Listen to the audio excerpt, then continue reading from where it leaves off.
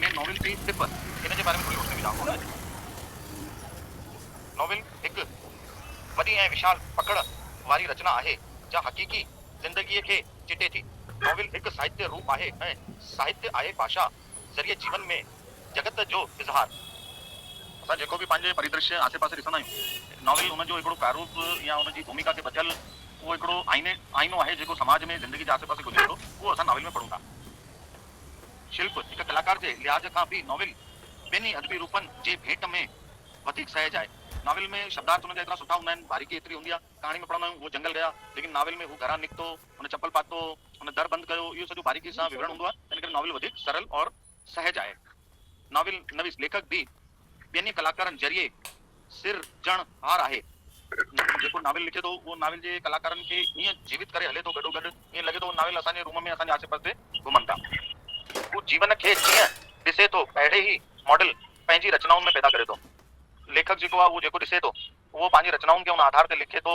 जीअं उन सां रिक्शे वारे खे पान खाईंदे खाईंदे ॻाल्हायो त पान जी पीक उन फिटी कई, त उन नॉवेल में उन परिदृश्य खे जेॾी महिल पंहिंजी स्टोरी लिखे थो और ऑटो जो सीन अचे थो त हू उन सीन खे उन पान खे उहो सॼो हुते जेको उन पान ॾिठो उहो नॉवेल में किरदार में विझी थो छॾे। नॉवेल खे जीअं ॾिसे थो अहिड़ा ई मॉडल पंहिंजी रचनाउनि में पैदा भैया जी। सॉरी म्यूट में तो सॉरी कंटिन्यू कयो भैया। अरे काई ॻाल्हि न सॉरी न काई ॻाल्हि न। हू पंहिंजे अनुभव ऐं भोगियल सच खे हक़ीक़ी हालातुनि ऐं वातावरण में किरदारनि द्वारा पेश करे थो। कल्पना मनोरंजन ऐं रहस्यमय दुनिया खां किनारो करे अॼु जो नॉवेल नवीस सामाजी ऐं शख्सी ज़िंदगी जा ई चित्र चिटण लॻे थो। कल्पना मनोरंजन रहस्य दुनिया खां किनारो करे अॼु जो नॉवेल नवीस जेको अॼु जो लेखक आहे उहो उन सॼे खे कीअं चित्रण ठाहे थो, उन चित्रण जे आधार ते ई सॼी स्टोरी ठहे थी। नॉवेल में बयान कयल ज़िंदगी असांजे हक़ीक़ी ज़िंदगीअ जो इज़हार कंदे बि मुख्य तौर उन ज़िंदगीअ खां अलॻि ऐं ख़ासि करे मदद ऐं गहरी हूंदी आहे। मशहूर फ्रेंच नॉवेल नवीस मोपासान जे लफ़्ज़नि में असांजी आम रवाज़ी ज़िंदगी जा वाक़िया उन लिखियो आहे कि जेके असांजी पंहिंजी ज़िंदगी में हाणे तव्हां जी ॻाल्हि ॿुधाई नंढी सी मनोज भाई ॿुधाई कि असां राति जो लेट निकितासीं त गाॾी थकियल हुआसीं त किथे ॿिन्हनि एक्सीडेंट थींदे थींदे टिननि रुकिया, इहो हिकिड़ो लॻे पियो कि यार बची वियासीं। त लेखक जेको हूंदो आहे उहो मनोभाव खे ॾिसो, हर कंहिं व्यक्ति जे मन में ख़्यालात ईंदा आहिनि या ॾींहं भर में उहो जेको जिन माण्हुनि सां ॻाल्हाईंदो आहे, जीअं गाॾी हलाईंदो आहे या कुझु अहिड़ो टकर थींदो आहे या जेको इन्हनि सभिनीनि वाक़ियानि खे सिरेवार जोड़ण ही नॉवेल नवीस जो कमु आहे। मनोज भाई छा सभिनीनि खे ॿुधाया समीक्षा जी, निर्मला जी, ॿियो केरु आहे? प्रीति आहे? हा प्रीति आहे। हा आहे न प्रीति आहे। अब यानी अटेंडेंस काउंट करना है, बार-बार पूछना है ना, ये मज़ो नहीं था। वो एकरी अटेंड करने क्लास में अटेंडेंस मार्क्स ना करो। ये और उल्टो रिवाज करने का शुरू किया। हां ये तो उल्टो रिवाज थी ना, मानो किताब पे तो काउंट करे ना, पल्लवी आना ही नहीं करे ना, काउंट बाय यूनिट काउंट बची हो। हो एकड़ो गुरु हुयो त वो कथा पे ॿुधाए, कथा ॿुधंदे उन जेको शिष्य उनखे निंड अची वई, हुन चयो मां कथा न ॿुधाईंदुमि त चई छो? चई यार मां जेॾीमहिल कयां न त हूं कंदो रहंदो त मां विच में न करे पुछंदो न, भई क्लास में आयो त सही न। पल्लवी जी सर आई बिल्कुल ना, हाणे हो त नालो खयो तॾहिं आहे टीचर करे थी पर तो कुछ पुराणो ता मशहूर नॉवेल नवीन जो जेको नालो खयो उन नालो तो केर आहे, मेरा नालो खयो वो एतो कुछ खाली मनोज ने विच में पाटे छॾा अच्छा था मतलब पल्लवी ॿुधाए हींअर जेको मनीष भैया मशहूर नॉवेल नवीस जे नावेल जे बारे में चयो आहे उन नालो छा ॿुधाए। मां उस दुकान मां बस तवानी का से आयो पकड़ा तो पकड़ा गई ना ॾिसो मनीष भैया हीअं त सभिनीनि का नंढो स्टूडेंट आहे, इन करे थोड़ो घणो बेनिफिट वठंदी रहंदी आहे। अच्छा ठीक है, एक्चुअली मैं किचन में लगी हुई है, इन चक्कर में ध्यान में दो नंबर घटी ना, किचन में लगी रहनी है। ठीक है बता चलो नावेल जो जेको उपन्यासकार है उन नालो ॿुधाई छा कि याद अची वेंदो?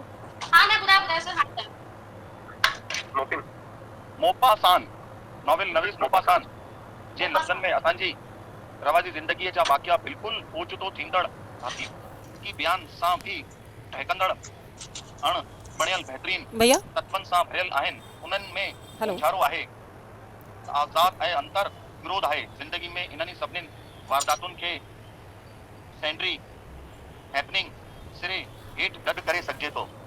नावेल नवीस ज़िंदगी रूपी उन्ही खाणी मां इंसाननि खे पात्र रूप में खणी तुझ ऐं सिलसिलेवार रूप ॾींदो आहे। हू नावेल में पंहिंजी कला द्वारा हक़ीक़ी जीवन ऐं अपूर्णता खे पूर्ण ॾेई पंहिंजी कहाणीअ में बहितरीन ज़िंदगीअ खे बहितरीन बणाइण आहे। हुन जा पात्र कंहिं उद्देश्य खे खणी काव्य क्षेत्र में बदंदा रहंदा आहिनि। उन्हनि पात्रनि जो उहो कमु ऐं संदसि ज़िंदगी आहे। पल्लवी जी जी सर नावेल नवीस जो छा कम हूंदो आहे? सर आज साउंड मूंखे छा थो अरे यार सभिनीनि खां मां हाणे हिकु ॾींहुं ॿुधो आई मम्मी मैं की लियो आ रही सर 5 मिनट ॾियो मां अचां थी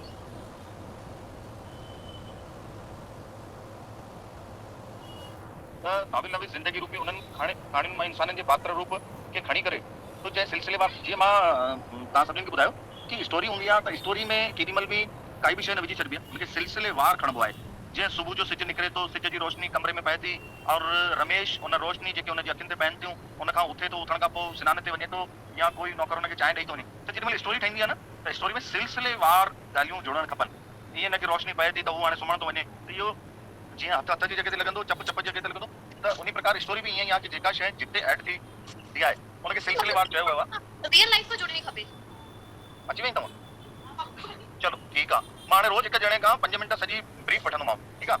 उन सां इहो थींदो आहे, ब्रीफ वठण सां इहो थींदो आहे सभिनीनि खे सम्झ में बि ईंदो आहे, उनजो ध्यानु बि ईंदो आहे। अॼु तव्हां पल्लवी ॿुधायो कि नावेल नवीस जो छा कमु हूंदो आहे? सर मां ॿुधो ई न बिल्कुल बि। मां त इहो 5-7 ॾींहंनि खां पढ़ायां थो। नावल त मां समीक्षा दीदी खे बि ॿुधायो कि मुंहिंजो नावल सॼो ई रहिजी वियो आहे, त तव्हां जॾहिं असां रिवीजन कंदासीं तॾहिं मूंखे सम्झाइजो। मां रिवीजन बिल्कुल हिन साल थींदो ई न। हिन दफ़े न थींदो? न मना करे छॾियो। छो? छो त पहिरीं पढ़ाए छॾियो आहे, रिवीजन जी छा ज़रूरत आहे? माण्हू पहिरें राउंड में ईअं पढ़े नावेल एतिरो ईज़ी, हिन खां ईज़ी त कुझु आहे ई न। मां तॾहिं चईंदो आहियां राजा कि जेॾीमहिल पाण पढ़ूं था न ओॾीमहिल गोविंद माली साहब कहिड़ा कहिड़ा किताब लिखा, 2 किताब ॿुधायो सर। गोविंद माली हिकु लिखियो आहे। हिकु लिखियो? न लिखिया त पर मूंखे थोरो यादि नथो अचे। त राजा पाण वेठा आहियूं न, पेन कॉपी खणी करे वियो, बिंदुवार लिखंदा वञो। अच्छा जीनत त उन्हनि हिकिड़ी स्टोरी पाण ॻाल्हि कईसीं जीनत जे नाले सां। हाँ हुननि जी लव स्टोरी, हुननि में लव स्टोरी ॿुधाई वई हुई जो मतलब पंहिंजे हुननि खां मतलब जो हुनखां प्यार कंदी हुई, जो समीक्षा दीदी ॿुधाई, समीक्षा दीदी फर्स्ट सेमेस्टर में भी ॿुधाई वई। अरे तो उनकी स्टोरी याद है? Story Pallavi ji sir. Novel नवीस एक लेखक आहे, वो छा सोचे करे नावेल लिखंदो आहे इहो ॿुधायो। हाँ ऊपर से आया बारिश। हिते त तव्हांजे घर में हिंदी ॻाल्हाईंदा आहिनि सभु ॼणा? न न सिंधी ॻाल्हाईंदा आहियूं सर। जेॾीमहिल ॿुधो अरे करे मम्मी का ॻाल्हाईंदा आहियूं, सिंधी ॻाल्हाईंदा आहियूं। त बाबा भॻवान तव्हांखे सुमत ॾे अञा वधाए, पर सिंधी ॻाल्हाईंदा कयो घर में। मूंखे हिकिड़ी लाइन में सिर्फ़ु हिकिड़ो ॿुधायो लास्ट पॉइंट, नावेल नवीस छा सोचे करे स्टोरी लिखंदो आहे, बस एतिरी सी ॻाल्हि जेको मां हाणे 5 मिंट पहिरीं पढ़ायो आहे। सर मां चयो कि मुझे ध्यान कानो क्लास में, मां हाणे बिल्कुल जस्ट फ्री थी करे वेठी आहियां। अरे साईं मुंहिंजा क्लास में ध्यानु रखो न, रिवीजन थिए न थिए वो सेकेंडरी विषय आहे, रिवीजन त उनखे पको करण लाइ हूंदो आहे, लेकिन असां जेॾीमहिल पढ़ंदा आहियूं न, ॾिसो पढ़ण जी हिकिड़ी थिंक खे पकड़े वठो। पढ़णो छा आहे? पढ़णो छा खे चइबो आहे? असां क्लास अटेंड कयूं था उनजो छा मतिलबु आहे? समझणो खपे, समझी करे बिल्कुल बिल्कुल बिल्कुल उनखे सम्झाए तो उनखे समझजे, जेको रिवीजन थींदो आहे उनखे पको करण लाइ हूंदो आहे। अॼु वो ज़मानो कोन्हे कि असां पहिरीं वांगुरु हिकु राति में वेही करे पढ़ंदासीं, सुबुह जो एग्जाम ॾियण वेंदासीं, सभु थी वेंदो। नॉवेल त एतिरो सभ खां सरल सब्जेक्ट आहे, इन में कुझु बिंदु आहिनि जिनखे सम्झणो आहे, ॿियो कुझु बि कोन्हे, हिनखे सम्झी वठो। मां जॾहिं पहिरियों दफ़ो एमए जो एग्जाम ॾिनो त मां 2-3 नॉवेल लॉकडाउन में पढ़ी वरिता हुआ। मां विश्वास कयो उनखे जेॾीमहिल एग्जाम ॾियणो उनखे हथ बि न लाथमि। त पढ़ाई ईअं करणु खपे कि असांखे ॿिए दफ़े उनखे ॾिसण जी बि ज़रूरत न पए, उनखे सम्झणो ईअं खपे।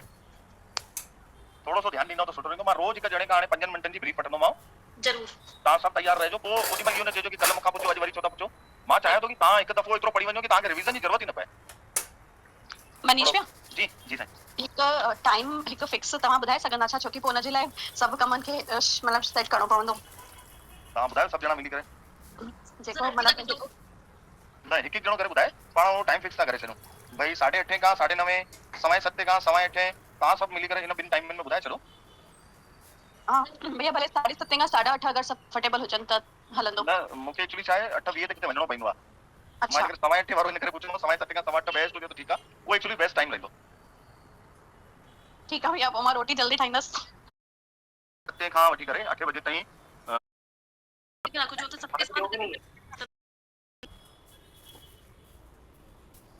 पल्लवी। हेलो हाँ ॿुधायो सर। सवा हाणे त जीअं त स्कूल बंदि आहिनि, ट्यूशन ई ऑफ थींदा आहिनि मुंहिंजा, त मैंने 1 तारीख़ 7 बजे न पोइ अरे सभिनीनि खे गॾु करण लाइ 7 बजे हेलो अचे थी जुड़ंदे कंदे 5:15 7, 10, 15 खां असां सभु सिधो क्लास सभु नॉवेल पढ़जे जो फेवरेट सब्जेक्ट थी वञे, और ये नॉवेल एतिरो बढ़िया आहे कि असांखे कुझु बिंदु सिर्फ़ु नोट करे वठूं न त असांखे वरी रिवीजन या रिपीट पढ़ण जी ज़रूरत ई कोन्हे। जाम लगा हुआ था तो हिन दफ़े टॉप कीअं कयो आहे? से घुमा के लाया समीक्षा दीदी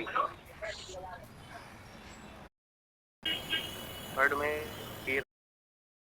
ठीकु आहे। मां सुभाणे ग्रुप में हिन जो हिननि खे मिली वियो आहे, उहो पंहिंजो पाण थी वठंदा न, अॻियां पेश करे थो। वृतांत जो अहिड़ी तरह ज़िंदगी जी राह में हलन सुभाणे पीडीएफ विझी छॾंदुमि या वरी हिनखे पल्लवी खे अलॻि सां विझी छॾंदा हुन में व्हाट्सएप ते मार्कशीट सॼी विझी छॾंदासीं। जी जी सर जी। चलो वापसि अचूं था पाण चैप्टर ते। थोरो सो सम्झंदा त ॾाढो ईज़ी थी वेंदो। अहिड़ी तरह ज़िंदगी जी राह में हलंदड़ पात्रनि ऐं कहाणियुनि या वृतांत नॉवेल असांजे अॻियां पेश करे थो। वृतांत जो कंहिंखे मतिलबु ख़बर आहे छा? वृतांत यानी जेको बि थियो आहे उहो विस्तार सां ॿुधाइणो या लिखणु शायदि। समीक्षा वृतांत मतलब जेके इंसिडेंट थींदा था हलनि। वृतांत मतलब हिकिड़ो पार्ट थींदो आहे न, जेको हिकिड़ो हिस्सो थींदो आहे। वृतांत मतलब उन हिस्से खे चयो वेंदो आहे। त उन्हनि हिस्सनि खे जोड़े करे नॉवेल असांजे अॻियां पेश कयो थो वञे। हिस्सा थींदा आहिनि वृतांत मतलब हिकु हिस्सो।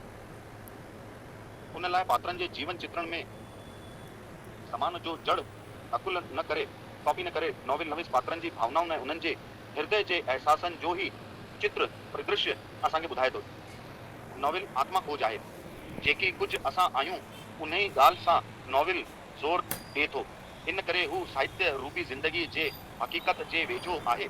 नॉवेल नवीस पंहिंजे आज़मूदनि जे आधार ते इंसान मन जे भावनाउनि सुपननि सपननि ऐं व्यवहार जो साक्षात्कार करे थो।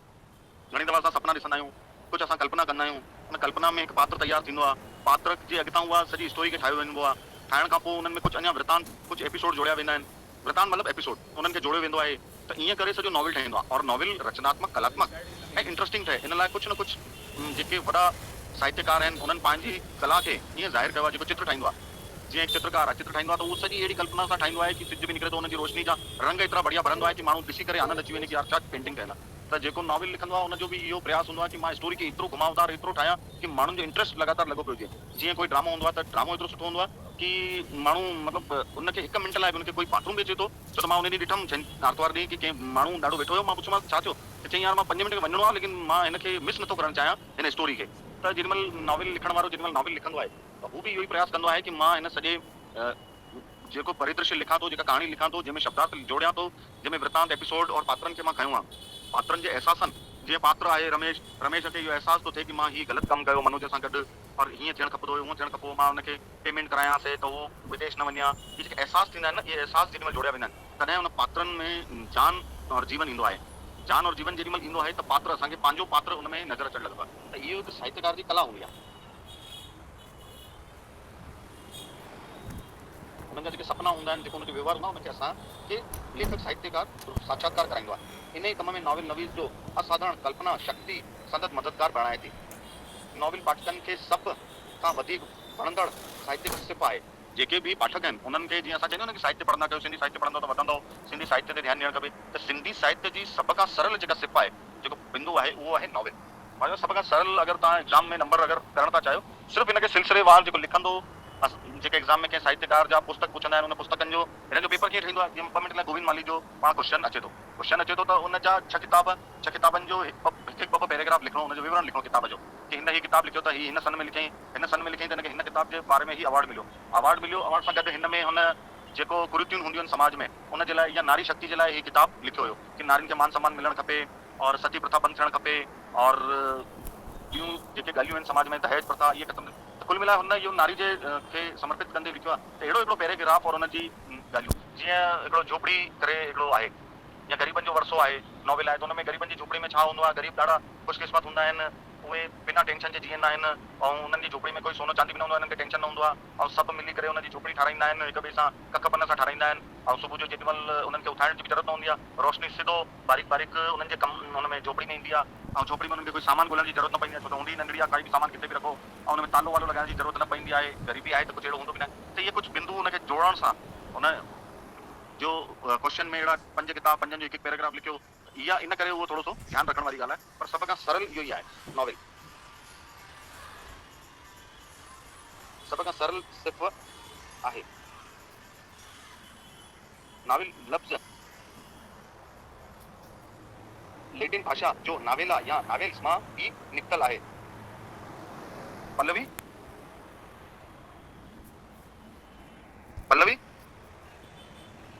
यूरोप जे ॿियनि ॿोलियुनि में फ्रेंच भाषा जे नॉवेल या नोवास वग़ैरह लफ़्ज़नि जो विकास भी उन ई मां थियो आहे।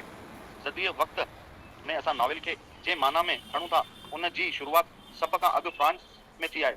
मादाम जे लफ़्ज़नि जे क्लेव जी राजकुमारी में ही सभ खां अॻु सहज मानवी प्रथा कथा वाक़िया ऐं चरित्र वग़ैरह नाविल जा अनासार मिलनि था। हिन रचना जी शुरूआत में पहिरियों दफ़ो नाविल जे रूप में उन जे अनासारनि या तत्वनि खे मुख़्तर करण में मदद कई आहे। नाविल लफ़्ज़ जी माना सिफ़त रूप में नए सां आहे। नयो याने जदीद साहित्य रूप, गहरो साहित्य रूप, जेतोताणी नॉविल केतिरनि ई सदियुनि खां वठी लिखिजी रहियो आहे, पोइ बि उहो पंहिंजी नवण सबबि अॼु बि मक़बूल आहे, मशहूर आहे ऐं माण्हू पढ़नि था। नॉविल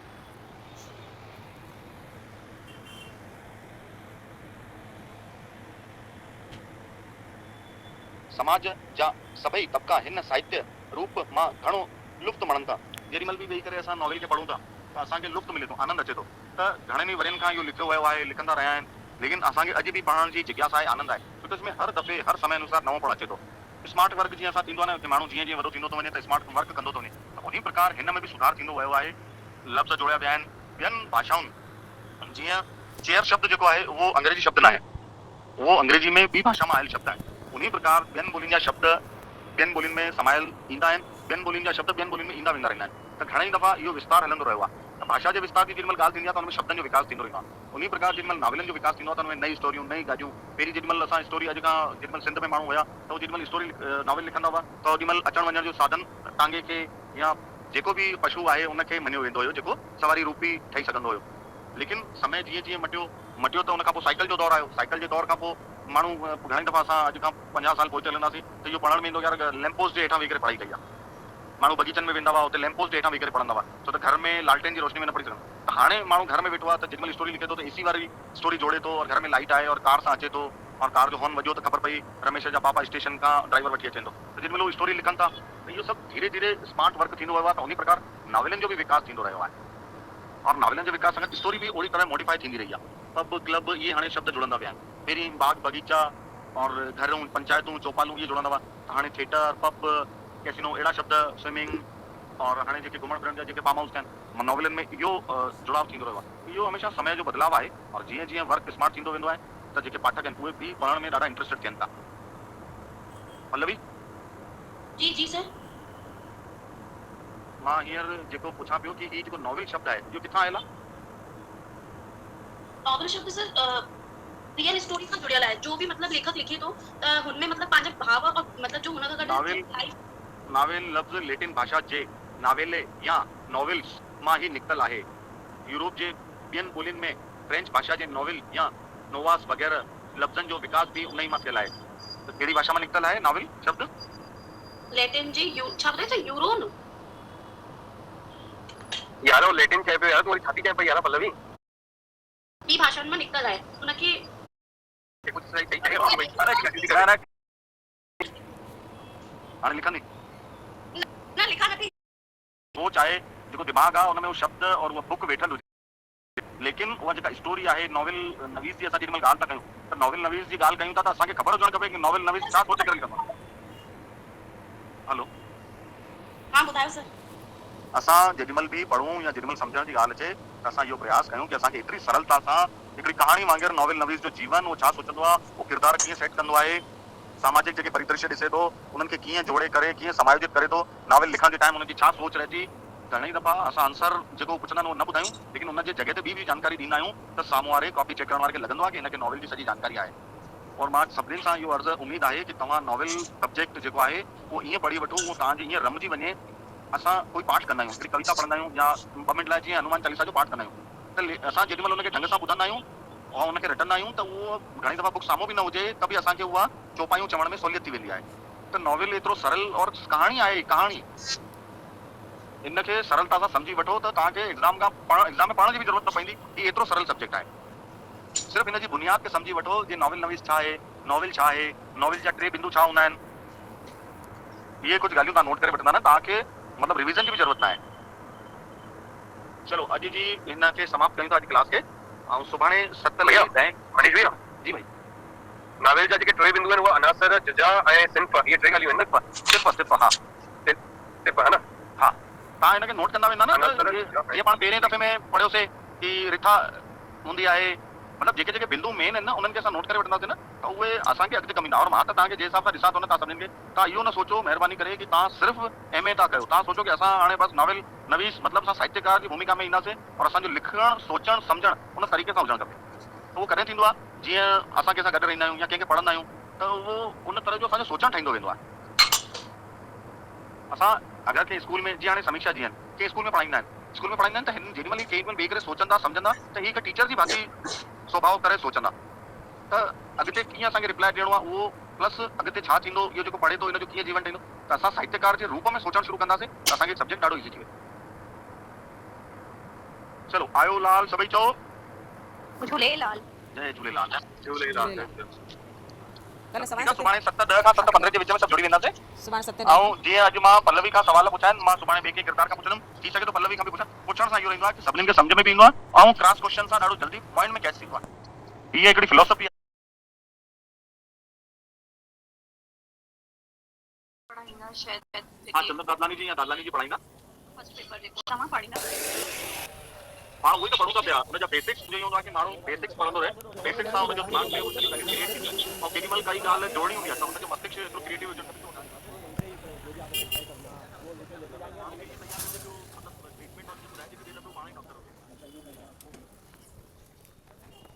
चलो शुरू कयूं छो त अधु कलाक त पूरो अधु कलाक थी चुको आहे। जी।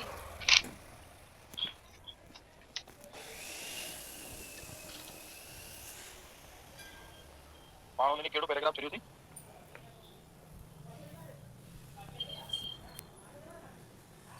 नाविल लफ़्ज़ जी माना सिफ़त रूप ऐं नए सां आहे। नओं याने जदीद साहित्य रूप जेतो ताणी नॉवेल केतिरनि ई सदियुनि खां वठी करे लिखजी रहियो आहे, पोइ बि उहा हिकु मिनट न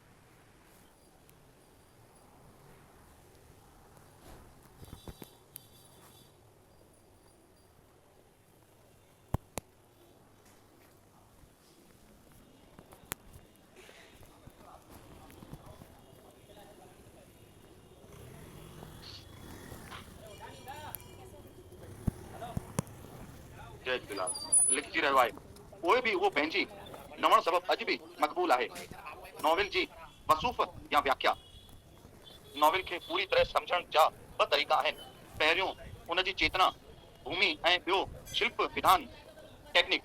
हर साहित्यिक सिफ़ पंहिंजी युग जो इज़हार आहे। नॉवेल जेॾीमहिल असां सोचींदा आहियूं नॉवेल जो जेको सम्झण जो तरीक़ो आहे उहो ॿ तरीक़े सां आहे।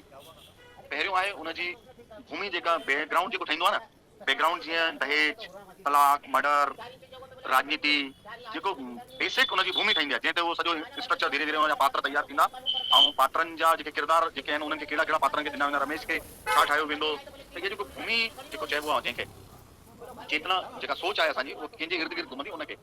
ॿियो आहे शिल्प विधान। उनमें कहिड़ी शयूं जोड़े करे उनखे सुठे नमूने परोसियो थो वञे जंहिंसां असांखे ॻाल्हि सम्झ में ईंदी ऐं उनमें उछाल हूंदो आहे, लोचो हूंदी आहे न, लोच सम्झंदा आहियो। जय झूलेलाल।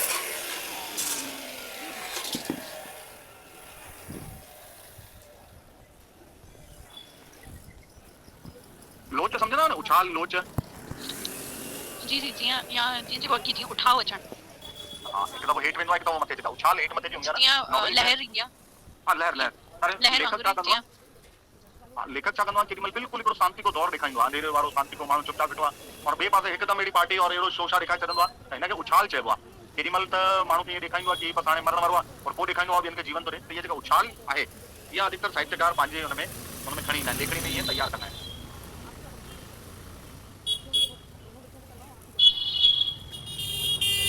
टेक्निक जेका शब्द आहे हर साहित्यिक सिर्फ़ पंहिंजे युग जो इज़हार आहे ऐं युग ज़िंदगी जो गॾोगॾु उन में फेरो ईंदो रहंदो आहे, पर नाविल में तब्दीली ऐं विकास ॿियनि सिफ़ुनि जी भेट में वधीक थींदो रहंदो आहे। छो त साहित्य जी हीअ सिफ़ कंहिं ख़ासि रिवायत संस्कारनि ते ॿधियल कीने। मतिलबु हीअ कंहिं हुन में जेॾीमहिल साहित्यकार पंहिंजी सोच खे हुन में लेखनी में आणे थो, कंहिं स्टोरी खे तयारु थो, उन टाइम वो इहो प्रयास थो करे कि मतिलबु कंहिं बंधन में न आहे, वो कंहिं बंधन में कोन्हे, त उहो इज़हार कंदो आहे कि बिना बंधन जे जेकी शयूं लिखी थो सघे तो तमामु सुठियूं हूंदियूं आहिनि। संस्कारनि में काई बि बदल नथी हुजे। नॉवेल रचनाउनि में थींदड़ तकड़ियूं तब्दीलियूं इन जो सबूत आहिनि कि पहिरें पैराग्राफ में और ॿिए पैराग्राफ में कीअं हू तब्दीलियुनि खे जोड़े थो और मटे त तब्दीलियूं जेके हू धीरे धीरे ग्राफ में छा पहिरें ग्राफ जो परिदृश्य अलॻि और ॿिए ग्राफ जो परिदृश्य मतिलबु तकड़ियूं तब्दीलियूं जल्द जल्द जीअं हिंदी में चइजे त परिवर्तन कंदो आहे न साहित्यकार मतलब हर मतलब पैराग्राफ में हर ॿी ॻाल्हि तो चए रिलेटेड सब्जेक्ट आहे लेकिन केॾी महिल हुन में ऊर्जा थो भरे और केॾी महिल हुनखे मायूस थो करे हीअ कंहिं साहित्यकार जी पंहिंजी खूबी हूंदी आहे जीअं सिख्या समाज सुधार आदर्शवाद यथार्थवाद प्रयोगवाद ऐं मनोविज्ञान जहिड़ो विषय अॼु नॉवेल रचनाउनि में शामिल थी चुको आहे मनोविज्ञान जी डिटेल केरु ॾींदो समीक्षा जी मनोविज्ञान जेको कि दिमाग़ी हिसाब सां यानी कंट्रोल करणु या यानी अगरि कुझु हू चवे थो उहो पंहिंजे दिलि दिमाग़ ते उहा ॻाल्हि छपिजी वञणु मनोविज्ञान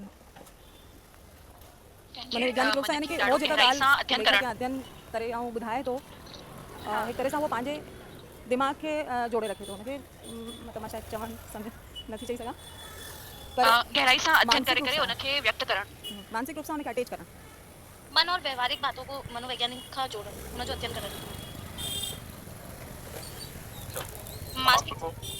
मनोविज्ञान मन जे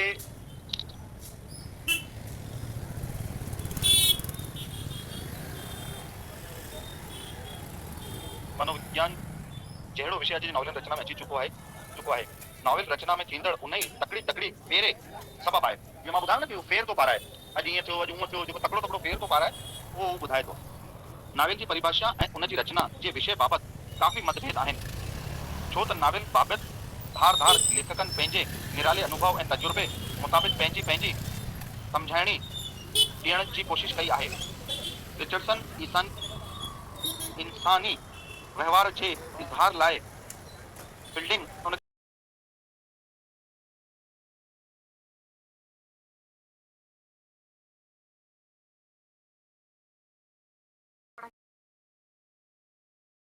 जी जीअं जेको जीअं उठाव अचणु छो त साहित्य जी हीअ सिफ़ कंहिं ख़ासि रिवायत संस्कारनि ते ॿधियल किने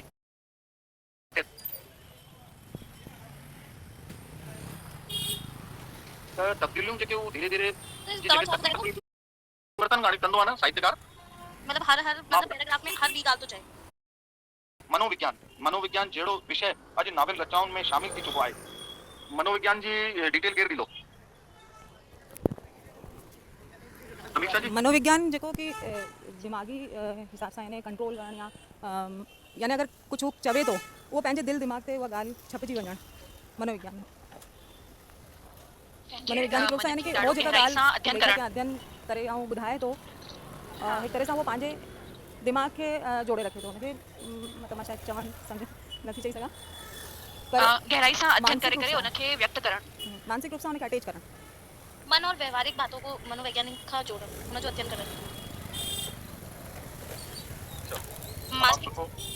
मनोविज्ञान मन जे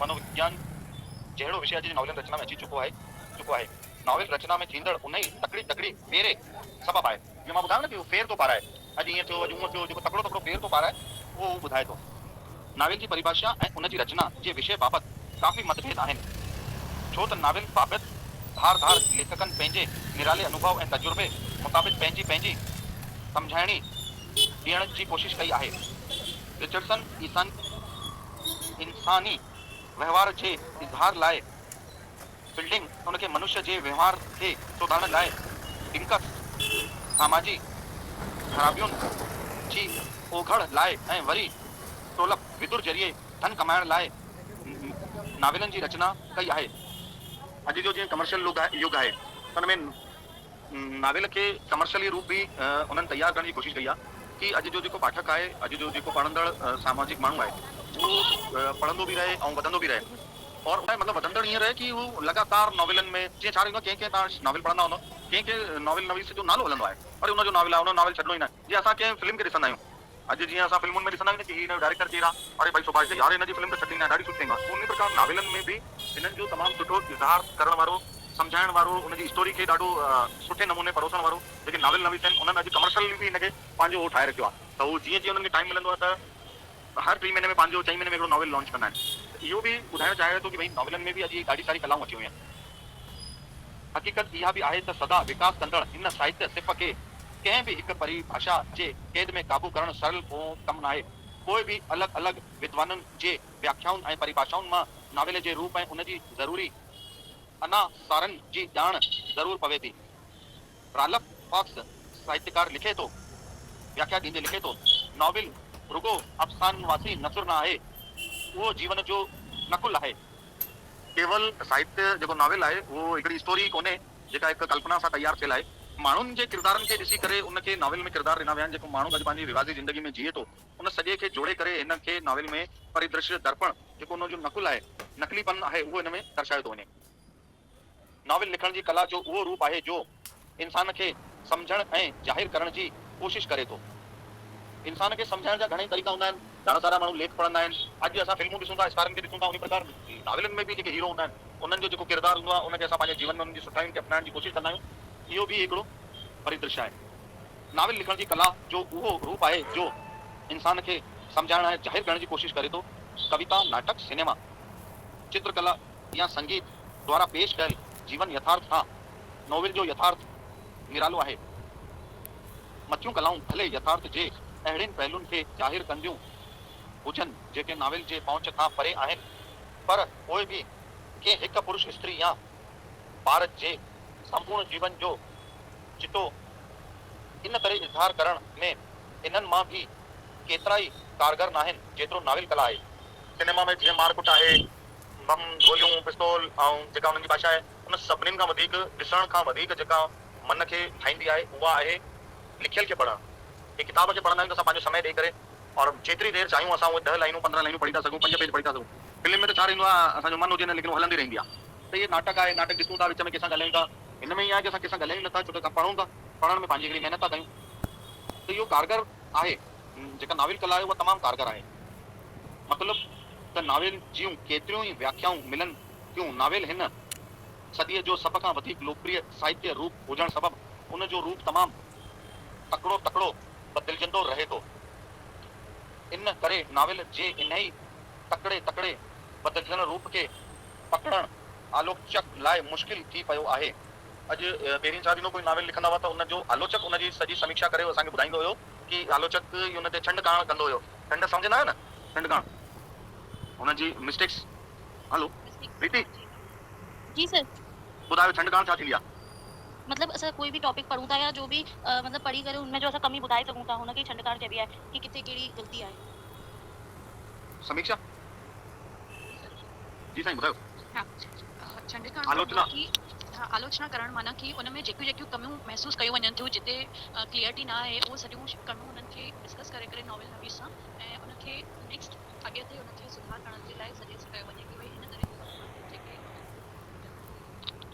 जीअं कोई किरदार आहे उहो किरदार विदेश में आहे और हिते कोई घर में कोई जीअं अगरि असां ॿुधायूं था, जीअं तव्हां पहिरियों एग्जाम्पल बि ॾिनो हो कि जीअं असां चई रहिया आहियूं कि हू ॾाढो ग़रीब हो ऐं हुनजे त असां हुनजी अवस्था जेकी अवस्था आहे उनखे वर्ड्स में उन ई नमूने ॾेखारियूं कि असांखे चित्रण बिल्कुलु क्लियर हुजे कि हा हू ग़रीब आहे, सम्झ में अचे कि हा हू ग़रीब आहे। उनजी अवस्था वर्ड्स जे ज़रिए इन तरीक़े सां पेश कई वञे कि हर हिकु उनजो महसूस थिए कि हा हुनजा फाटल कपिड़ा आहिनि या हुनजे घर जे उन में वेहण जी व्यवस्था न आहे, उन वटि पलंग न आहे, न कि ईअं ॾेखारियो वञे कि ग़रीब चऊं था लेकिन घर जॾहिं आयो त हू सोफा ते अची वेठो, चांहि पी अथई, त मतिलबु हुन में उनजो बिल्कुलु ऑपोज़िट थी वई कंडीशन। त जीअं उनजी अवस्था जहिड़ी ॾेखारी वञे उहो बिल्कुलु चित्रण वर्ड्स जे माध्यम सां थी रहे।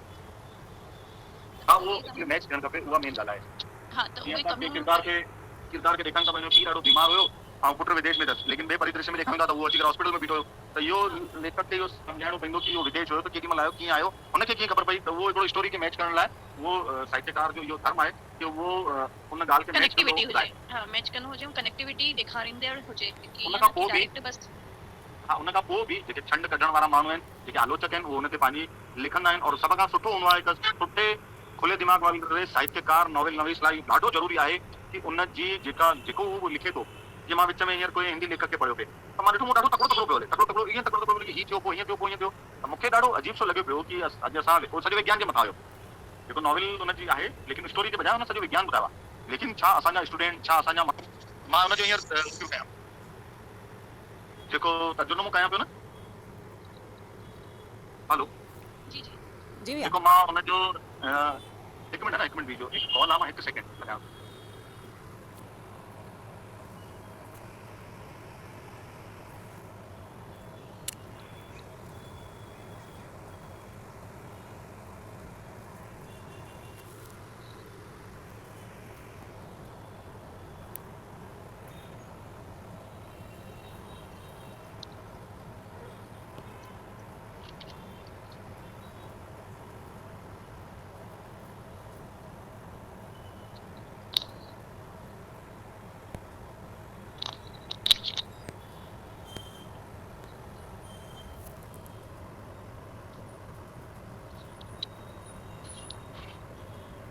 हेलो साईं सभिनी खे आवाज़ अचे थी मुंहिंजी जी सर जी अचे थी अच्छा भाई असां जेॾीमहिल नॉवेल पढ़ंदा आहियूं लिखंदा आहियूं त जीअं हाणे विज्ञान जे मथां कंहिं सॼो नॉवेल लिखियो आहे त हुन में उहो एतिरी तेज़ी सां बदिलाव हुयो कि अञा असां हिकिड़ी शइ छो त असांजे लाइ कुझु नयो हूंदो आहे कंहिं भाषा जो कंहिं सब्जेक्ट जो न हूंदो आहे त नए खे सम्झण में असांखे थोरो समय खपे लेकिन हुन एतिरो तकिड़ो लिखियो हुयो कि मूंखे ख़ुदि खे लॻे पई ॾाढी स्पीड सां थो हले और अॼु जी युवा पीढ़ी जे लाइ उहो विज्ञान जो हुयो कि असां वटि केतिरी पुराणी संस्कृति सभ्यता आहे लेकिन जेको परिवर्तन थियो आहे लेकिन असां त संस्कृति जा पुराणा सेवक आहियूं सभ्यता और जेको असां वटि विज्ञान आहे शून्य जी असां जेका उत्पत्ति जेका हितां थी आहे उहा सॼे विश्व खे ख़बर कोन्हे तव्हां शुल्ब सूत्र जो नालो ॿुधंदा न शुल्ब सूत्र पाइथागोरस त तव्हां सभिनी पढ़ियो हूंदो जी पाइथागोरस जेको आहे उहो 500 साल पुराणो आहे लेकिन जेको असां वटि आहे उहो 3.5 साल पुराणो आहे जय झूलेलाल साईं 5 मिंट बचा आहिनि मनोज भाई हां पर भैया छा कया जो मां ॾाढी देर खां सुठा के स्क्रीनशॉट बि ग्रुप में मोकिलिया पियो आस्क टू जॉइन वारो ऑप्शन ई न पुछे सेटिंग अप को अचे हाणे तव्हां सभिनी सां अर्ज़ु आहे हाणे तव्हां सभु अची विया आहियो 2 ॻाल्हियुनि जो मां डिस्कस कयो 2 ॻाल्हियुनि में इहो आहे कि त दादलानी साहब अचनि था मथे महीने जुलाई में उहा तव्हां सभु मिली करे पाण में वीडियो कॉलिंग ते ॻाल्हाए करे डिसाइड कयो 2 ॾींहं अचनि 3 ॾींहं अचनि 4 ॾींहं अचनि उहे इंदौर ईंदा ऐं तव्हां सभिनीनि खे कोई बि क्यूरीज़ आहिनि जेके बि प्रॉब्लम्स आहिनि उहे हिते छो त उहे सभु सब्जेक्ट पढ़ाए सघंदा आहिनि उन्हनि खे सभिनीनि सब्जेक्टनि जो नॉलेज आहे त हिकु त तव्हां वेही करे डिसाइड करे वठिजो कि कहिड़े ॾींहुं उन्हनि खे घुराइणो आहे समीक्षा जी खे और पल्लवी खे ॻाल्हि ख़बर निर्मला जी मनोज भाई तव्हां हुन सां सिद्धार्थ सां बि हिते नेपाल हां जी 5 खां 15 चवां कि उन्हनि खे असांखे मंगल जी नोटशीट ठाहे ॾियणी आहे त तव्हां नथा करे सघूं छा अगस्त में त असां जेका कोशिशि कयूं था न भई सुभाणे इन करे पुछां पियो तव्हां सभिनी खे टाइम हुजे त असां थोरो कुझु जेके शयूं छॾामजंदियूं आहिनि 2 ॾींहं जी छुटी थी वई मां बि ॿाहिरि हलो मैंने बुक ते अची वेंदासीं जी साईं जी साईं जी मनी बि ना नोट्स शेयर कयो न जेको बि कोर्स नोट्स मां रात जो कयां थो अॼु रात जो मां कयां आहे इहो सॼो तव्हांजो थी चुको आहे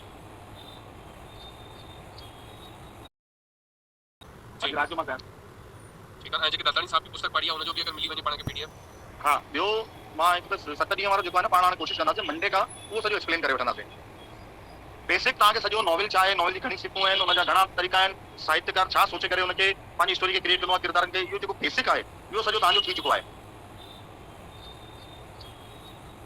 त मंडे खां पाण सिधो नॉवेल ते अची वेंदासीं